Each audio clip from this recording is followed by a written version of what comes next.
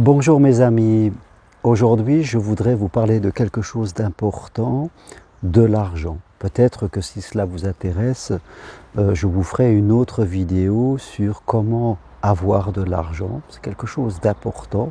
Argent et amour sont souvent très liés. En tout cas, ils procèdent de la même énergie. L'argent, l'amour, c'est quelque chose qui est tout autour de nous, qui est vraiment dans nos vies, et beaucoup de questions, beaucoup parfois de problématiques et de solutions aussi proviennent de l'argent ou de l'amour. Mais aujourd'hui, on peut se poser la question, à quoi sert l'argent ? Et je vais vous donner mon point de vue, qui est mon point de vue, mais qui peut-être peut nous permettre d'échanger, ou si vous mettez des commentaires, c'est intéressant d'échanger tout cela pour être mieux dans notre vie. L'argent est un moyen. L'argent est un moyen pour faire certaines choses. L'argent est un pouvoir. Maintenant, il ne faut pas donner à l'argent du pouvoir qu'il n'a pas.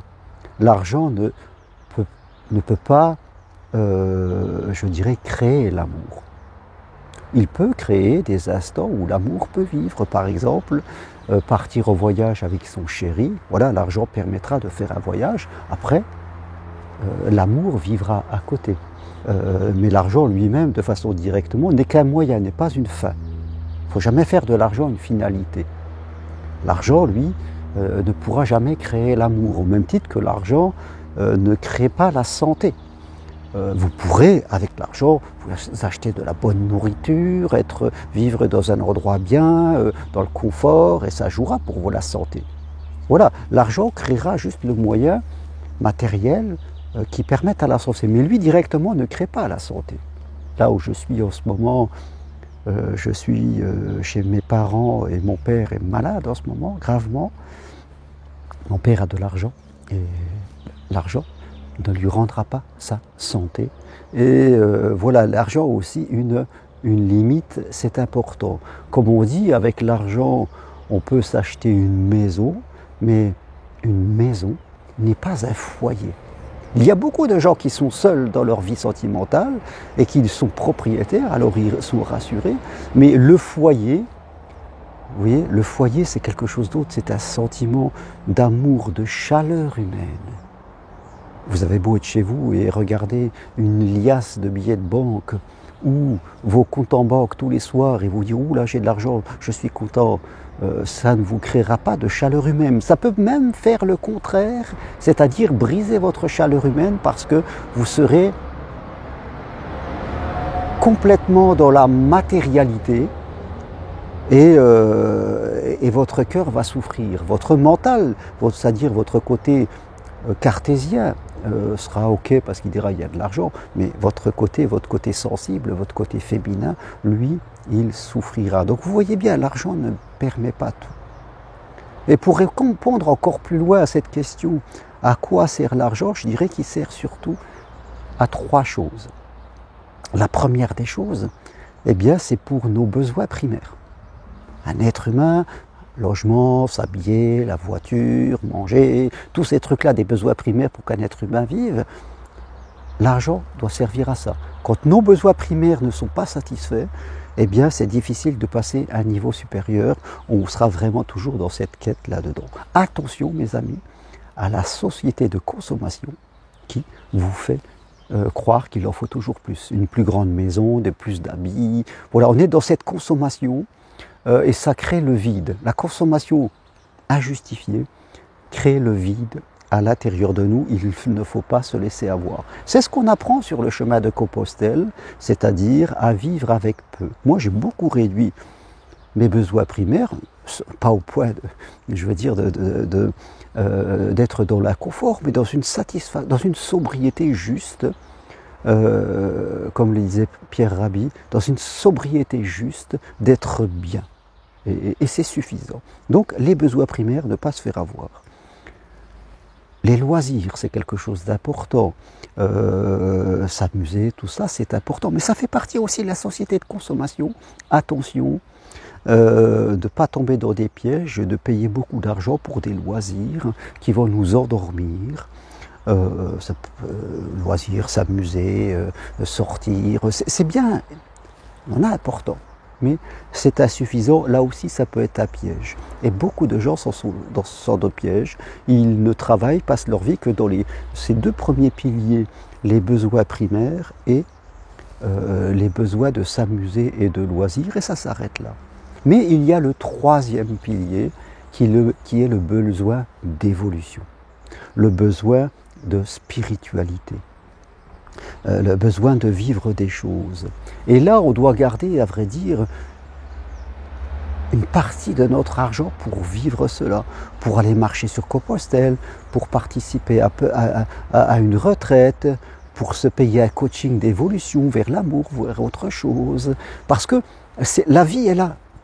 Tout ce qui est les deux premiers piliers, besoin primaire, besoin de s'amuser, ce n'est pas la vie, au sens le plus noble du terme. L'argent que l'on doit avoir, il doit nous servir aussi pour vivre notre vie et évoluer en fonction de notre identité, pouvoir se payer, dépenser de l'argent, c'est-à-dire pour ces choses qui vont nous faire évoluer à l'intérieur de nous. Malheureusement, ce qu'on se constate, c'est que ce troisième pilier, déjà la société de consommation n'en parle pas du tout parce que c'est pas rentable. C'est pas rentable. Hein, dans la société de consommation, on veut des abonnements, on veut des répétitions, beaucoup de répétitions dans la société de consommation. On veut des gens fidèles et qui dépensent.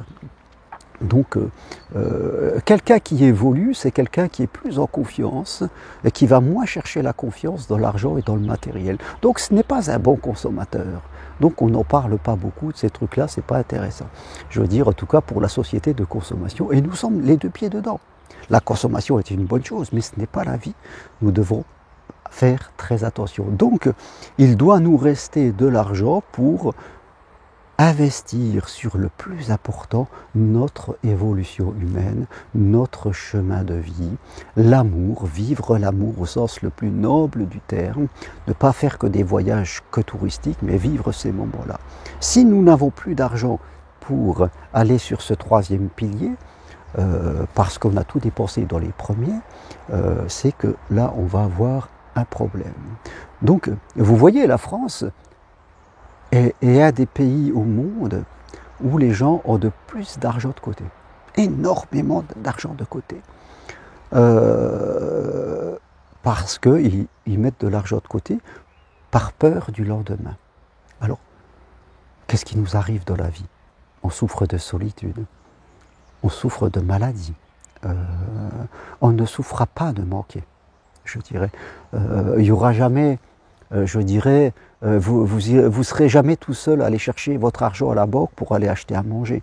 Parce que ça veut dire s'il y a un problème sur la nourriture, avec l'argent même, il ne servira à rien. Vous voyez, les problèmes de matériel primaire, les gros problèmes, souvent ils n'existent pas. Des gens ont des centaines de milliers d'euros, voire de millions, à la banque pour des peurs qui n'existent pas et qui ne se réaliseront jamais. Simplement, ils ont une impression, une inconscience que ça suffira. Non, et c'est faux. Bon, mes parents, malheureusement, qui faisaient de l'ancienne génération, étaient un peu là-dedans. Ah, ils se sont restreints, ils ont beaucoup travaillé. Et aujourd'hui, à l'hiver de leur vie, ils sont malades et leur argent ne sert à rien.